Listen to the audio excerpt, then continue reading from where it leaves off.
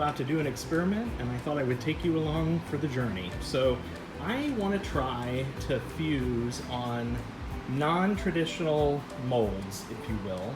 So we recently redid our kitchen, and we put in this beautiful tile that is ceramic tile meant to look like wood floor.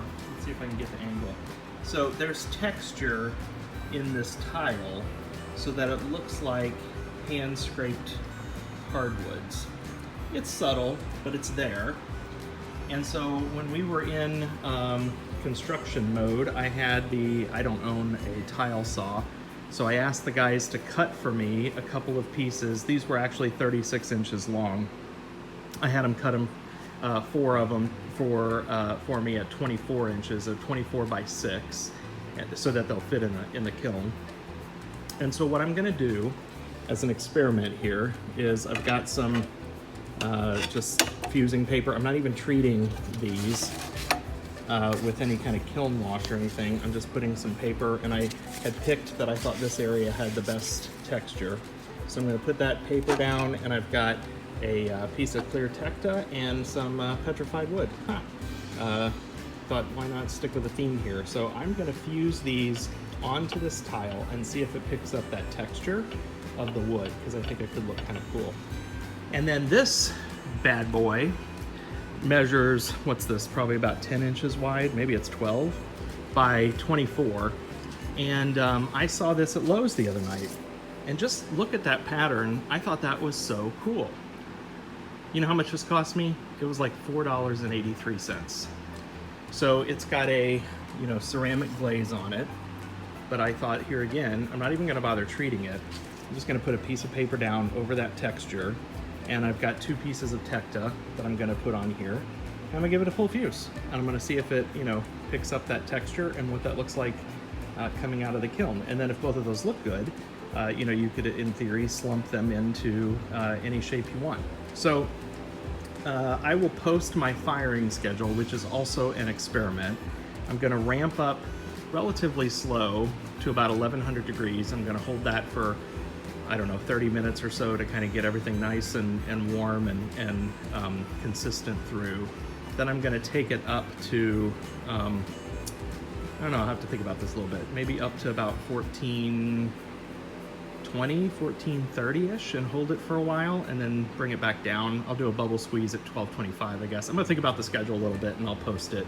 But what I'm hoping is that I can do a full fuse on these textured tiles without having any massive bubble eruptions, and without my tile breaking. Now they're on a kiln washed shelf, so in the event of a disaster here, if these tiles crack or something, then I've got some protection underneath.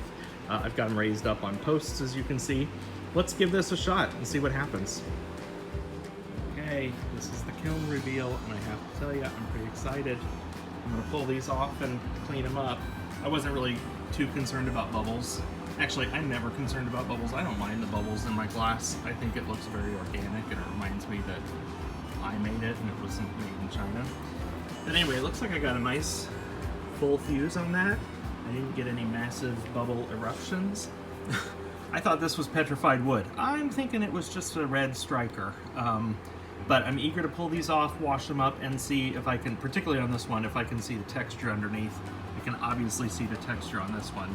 I think it turned out pretty cool. Let's clean them up and see what we get. Okay, so here we go. So this first one, as I said, I thought this was petrified wood, and it turns out it was a red striker. Oops. So you can see some of the texture on there. I mean, I know it's wood. It's supposed to be a wood texture, so I kind of know what to look for, but I'm not sure that this gives me the effect that I would really want. I am willing to try it again, maybe with a long piece, maybe actually with petrified wood or something. Then maybe it would look cool. But this alone, it took the pattern of the tile. I'm just not sure that it actually communicates hand-scraped hardwoods like I thought, but we'll see. I'm gonna try it again. And then here is the piece off the tile that I got at Lowe's. And I think this is cool. There's, real definition in those lines. I think it's a neat piece. I would love to do a large scale piece. This was honestly, I just wanted to do a sample to see if this worked, and so I didn't want to use a lot of expensive glass, and so I just used a couple of pieces of Tecta scrap that I had, and so I'm pleased with that. There are probably more bubbles than I would want. I think in the future I would do, you know, I'd sift some clear powder, etc., etc. But it's a nice full fuse actually on that schedule. So big shout out, thank you very much to my friend Cheryl Thompson at Art Glass City in Louisville, Texas, outside Dallas. Cheryl helped me kind of talk through a firing schedule, which is what I used for this, and it worked fairly well. So I will publish that below. You'll see it was a slow ramp, a couple of good holds in there, and in the end, I'm pleased with this. So there you go. I think another lesson learned is that, you know, you just don't have to, particularly if you're starting out, you don't have to use maybe all the traditional molds that are sold, you know, at very high prices, frankly, from some of our friends in the glass business. There are other alternatives that you should consider. I hope you've learned something along with me in this process.